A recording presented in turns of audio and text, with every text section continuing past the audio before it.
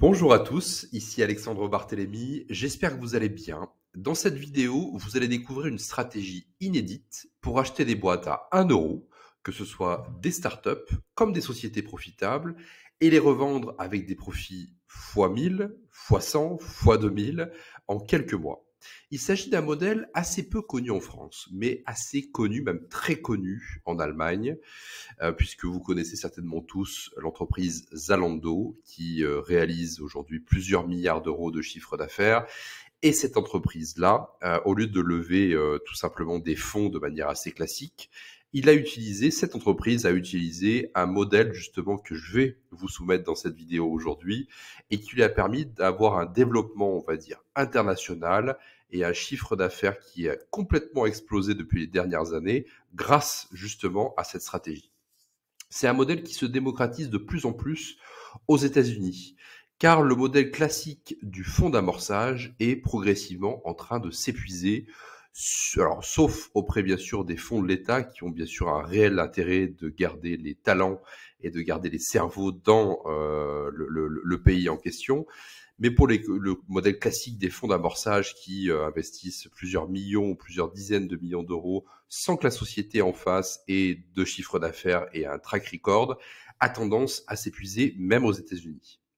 Il faut savoir que les plus gros faiseurs sur cette stratégie que je vais vous évoquer dans quelques instants en France, pour revenir sur le sol français quand même, c'est des chaînes de télé que vous connaissez tous, TF1, M6, d'autres chaînes aussi en font. Et d'ailleurs, pour vous préciser la dernière opération de M6, vous connaissez peut-être la société Milibou, qui a été représentée par Stéphane Plaza. Donc concrètement, M6 a réalisé la publicité. Stéphane Plaza, qui est aussi associé au sein du capital de Milibou, a mis sa tête sur la publicité et la société Milibou a profité justement de cette stratégie. Le nom de cette stratégie, c'est Media for Equity. Le principe est simple. Il s'agit d'échanger une partie du capital, donc d'une société, d'une start-up, d'une société profitable, bref, tout type de société qui souhaite se développer et augmenter drastiquement son chiffre d'affaires, avec une participation, alors principalement minoritaire. Il peut y avoir bien sûr des exceptions avec des participations majoritaires, mais généralement c'est entre 10 et 49% du capital contre de grandes campagnes médias. Ça peut être de la presse écrite, selon la cible de la société, ça peut être de la presse média, ça peut être des encarts publicitaires, ça peut être différentes choses, mais le principe est le même, c'est pourcentage du capital de la société versus grande campagne média. L'échange n'est donc jamais numéraire. Il n'y a aucun flux d'argent dans cette transaction. Les sommes sont assez élevées, puisque quand on parle de prise de participation en échange de grandes campagnes médias, les grandes campagnes médias sont généralement à hauteur de minimum 300 000 euros. Ça, c'est la tarification des encarts publicitaires ou des doubles pages dans les magazines presse écrite. Donc, c'est la somme de toutes ces factures, on va dire, de médias. Donc, minimum 300 000 euros jusqu'à plusieurs millions d'euros. Je vous parlais de Zalando tout à l'heure. Zalando a levé plusieurs milliards d'euros, justement, en Media for Equity avec différents médias, en Allemagne certes, mais aussi pour se développer au niveau international, sur l'Europe, sur les États-Unis, sur l'Amérique du Sud. Enfin, voilà. Il a noué des participations sur une succession de levées de fonds Media for Equity sur plusieurs types de médias.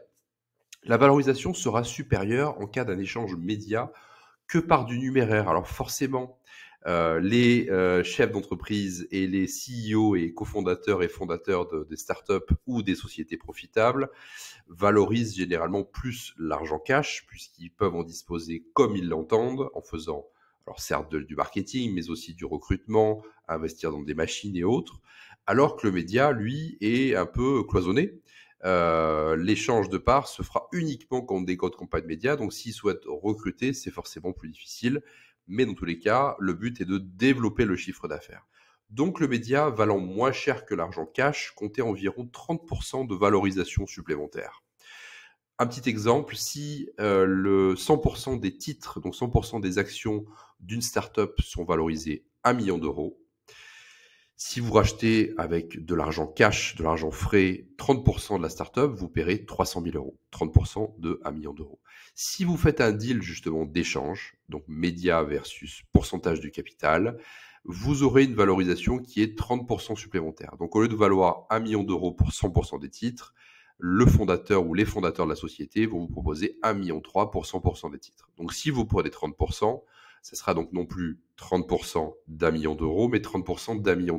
Donc environ 350 400 000 euros grossièrement. L'avantage vu d'une entreprise, elle finance sa croissance sans dépenser un centime. Et ça, c'est un peu le fer de lance, on va dire, des startups ou des sociétés qui démarrent et qui ont peut-être quelques centaines de milliers d'euros de chiffre d'affaires. Souvent, s'ils souhaitent se développer de manière exponentielle, avec beaucoup de communication et de marketing, souvent, ils n'ont pas la trésorerie qui suit derrière. Et c'est pour ça, généralement, qu'ils veulent lever des fonds. Et s'ils n'y arrivent pas, en effet, la solution du Media for Equity tombe à point nommé, puisqu'ils vont pouvoir lever 300 000, 500 000, 1 million d'euros de médias sans piocher dans leur trésorerie. La société peut devenir leader sur son marché rapidement sans dépenser, ce que je vous disais à l'instant, des centaines de milliers d'euros en communication. L'exemple de Zero Optical avec sa croissance folle, pour ma part, j'ai pris une participation minoritaire dans la société Zero Optical. À l'époque où j'ai pris la participation, Zero Optical avait 5 magasins. Et lorsque j'ai pris la participation aux côtés d'un groupe de médias de niveau national et qui est même coté sur Euronext Paris aujourd'hui, la société Zero Optical a évolué et même a explosé, j'ai envie de dire, sur 85 magasins aujourd'hui dans le réseau Zero Optical. L'avantage vu d'un groupe de presse écrit ou digital, le modèle permet une diversification de l'entreprise. Donc le modèle de presse écrite, alors si vous ciblez des sociétés, des groupes de presse écrites, est clairement aujourd'hui sur le déclin. Donc ils cherchent d'autres solutions pour monétiser leur business model. La prise de participation ne coûte rien à ce groupe de médias, qu'il soit digital ou papier. Une page imprimée supplémentaire ou un encart de pub sur un site digital, c'est presque encore moins cher pour l'encart de pub sur le site, ne coûte strictement rien à ce groupe de médias et il peut en mettre plusieurs, il peut switcher entre différents clients, que ce soit des clients payants ou des prises de participation médias. Donc ça coûte strictement rien pour le groupe de médias.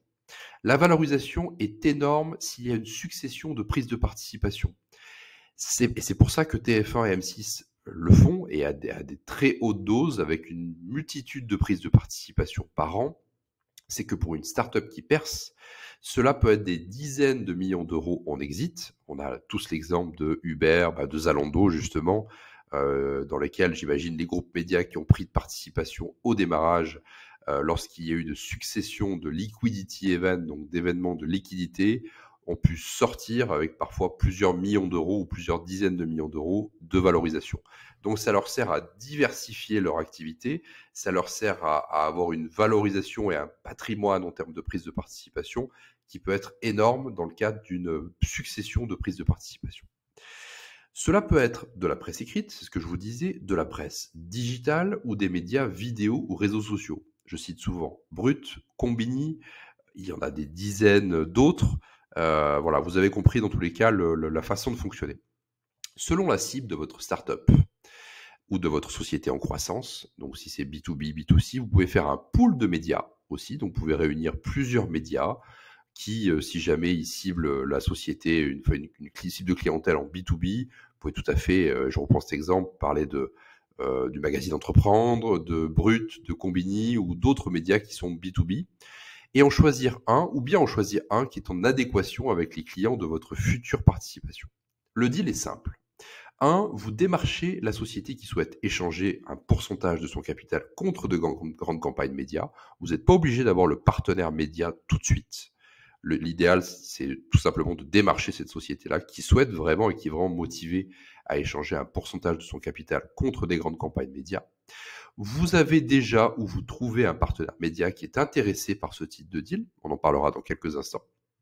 Vous prenez la moitié de la participation pour vous, donc 50% de la participation pour le média, 50% pour vous. Dans le cadre, un exemple, dans le cadre d'une prise de participation de 30% au sein du capital de la société, vous prendriez 15% pour vous et 15% pour le média.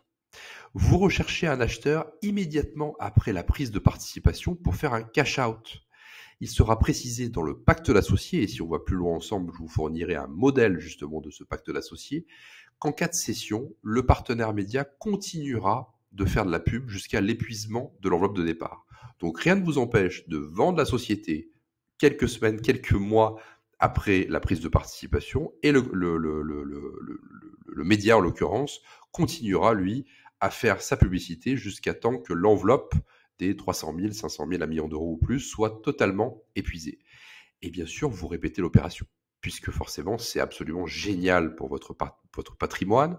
Vous prenez une participation à 1 euro et vous pouvez revendre potentiellement cette société quelques semaines, quelques mois, quelques années après, plusieurs dizaines, voire plusieurs centaines, voire plusieurs millions d'euros de valorisation. C'est assez simple de trouver un partenaire média qui prendra vos participations à vos côtés.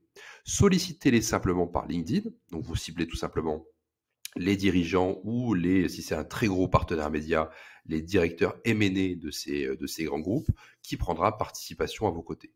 Sollicitez-les simplement par LinkedIn et vous aurez des retours immédiats, car c'est un modèle qui est gagnant-gagnant, on l'a vu tout à l'heure. Aucun coût supplémentaire pour un média, ou très très peu à la marge, on va dire. Aucun coût pour vous et un développement national, voire international, pour la société dans laquelle vous prenez participation. Donc c'est un triptyque gagnant, si j'ose dire. Voilà, j'espère que cette vidéo aura pu vous apporter de la valeur. En attendant, si vous souhaitez aller plus loin dans les meilleures stratégies de rachat de boîtes, je vous invite à postuler à Buy and Build, le seul mastermind que j'anime d'ailleurs en France, vous permettant d'acquérir des boîtes profitables, sans apport, sans caution personnelle et en restant 100% passif. C'est le cas de cette société actuellement, puisque vous êtes complètement en dehors de l'opérationnel des sociétés dans lesquelles vous allez prendre participation, pour profiter aussi de votre famille et avoir le temps d'enchaîner justement ce type de deal tout au long de l'année. Vous trouverez le lien pour postuler au Mastermind Buy and Build dans la description de cette vidéo. Merci à tous, à bientôt.